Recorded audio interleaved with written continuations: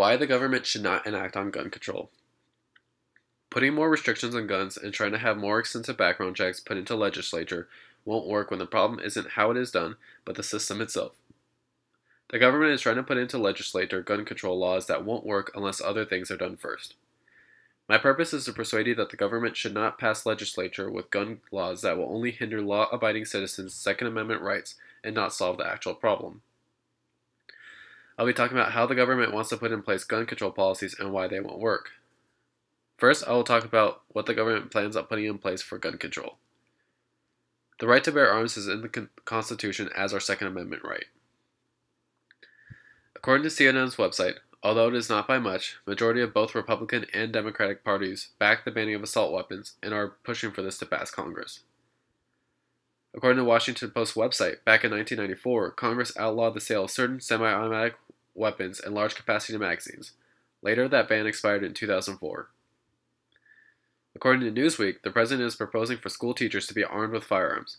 This proposal has a majority of Republicans agreeing with the president, while over half the Democrats disagree. According to the Washington Times, Democrats are wanting tighter restrictions when it comes to the background checks when purchasing a firearm. Senate Minority Leader Schumer states that he knows not every Democrat is going to agree with this, but is hoping he gets enough votes to get this and a few others passed.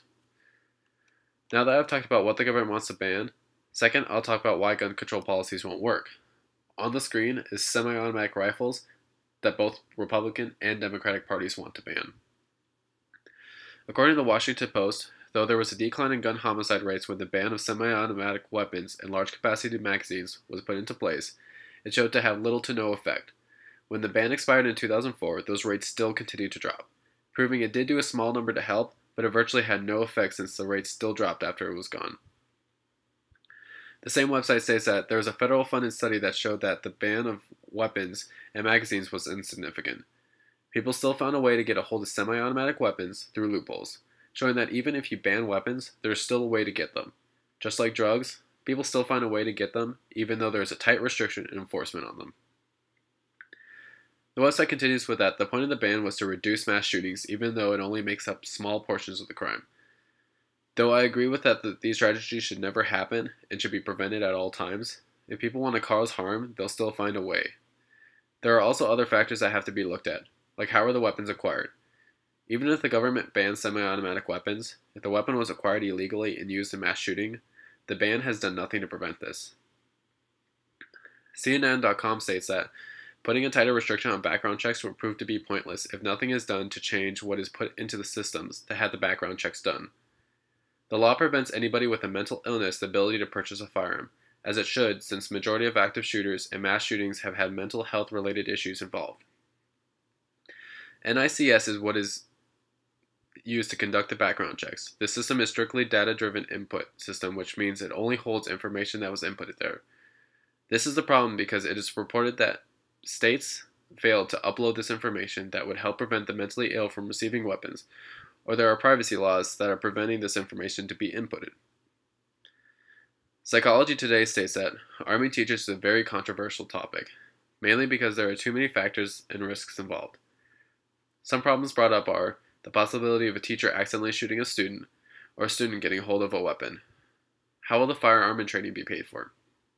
Most teachers are demanding raises because they are not making enough as is, and most districts are on a tight budget. So being able to fund this does not seem practical. On top of that, the continuous training a teacher would need to put in to be better prepared does not seem practical for many, with how many hours are sunk into their schoolwork. Now that I've talked about why gun control won't work, lastly, I'll be talking about alternative solutions to some policies.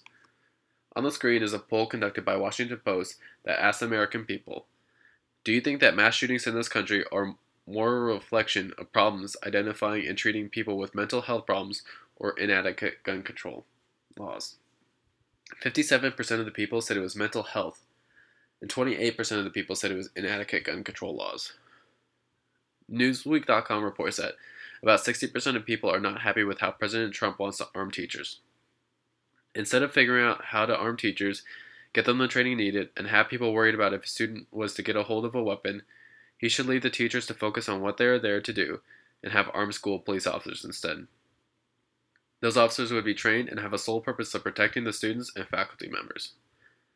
President could propose a law making every school have a certain amount of armed school police. CNN mentions that Democrats are wasting their time trying to push for tighter restrictions and longer background checks.